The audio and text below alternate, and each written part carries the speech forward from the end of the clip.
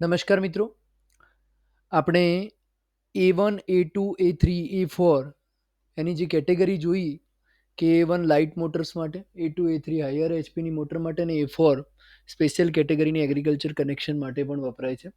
આ ઉપરાંત જો આપણે એલટી બિલિંગ કન્ઝ્યુમર કેટેગરી અને ટેરિફ પણ જોઈ લઈએ તો કેટેગરી 1ની અંદર રેસિડેન્શિયલ ટેરિફ આવે, જેમાં બે પ્રકારના છે, RGPR ટેરિફ કોડ અને RGPU લો ટેન્શન બિલિંગના છે, એટલે લો લોડવાળાના. કેટેગરી 2ની અંદર જનરલ લાઇટિંગ પર્પઝ માટે GLP આવે, GLP SS SL street light માટે, GLP SP street light private માટે. ઓકે, એના પછી કેટેગરી 3 છે મેન્યુફેક્ચરિંગ સર્વિસ અને ઇન્ડસ્ટ્રીઝ માટે. એમાં EVCS electrical vehicle charging station, LTMD, LTMDN, NRGP, NRGPN. Okay, category 4 છે વોટર વર્ક્સ માટે, water works for gram panchayat, water works for municipal corporation, water works for nagar panchayat પાલિકાસ અને વોટર વર્ક્સ ફોર પ્રાઇવેટ. એના પછી એગ્રીકલ્ચરનો આ પ્રમાણેનો code પણ કન્સિડરેશનમાં કરવામાં આવતું હોય છે ટેરિફની અંદર.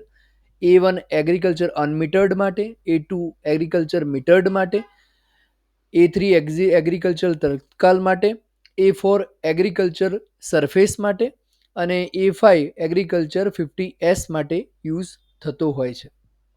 એના પછી કેટેગરી 6 નંબરની છે સ્ટ્રીટ લાઇટ માટે, સ્ટ્રીટ લાઇટ ફોર પબ્લિક અને સ્ટ્રીટ લાઇટ ફોર પ્રાઇવેટ. એના પછીની વાત કરીએ મિત્રો આપણે, તો એમાં કેટલાક કેટેગરી 7ની અંદર ટેમ્પરરી કનેક્શન આવતા હોય છે. કેટેગરી 8 ડમી કન્ઝ્યુમરની એટલે કે dummy tariff. Category 9 specially LED માટે ફાળવેલી છે.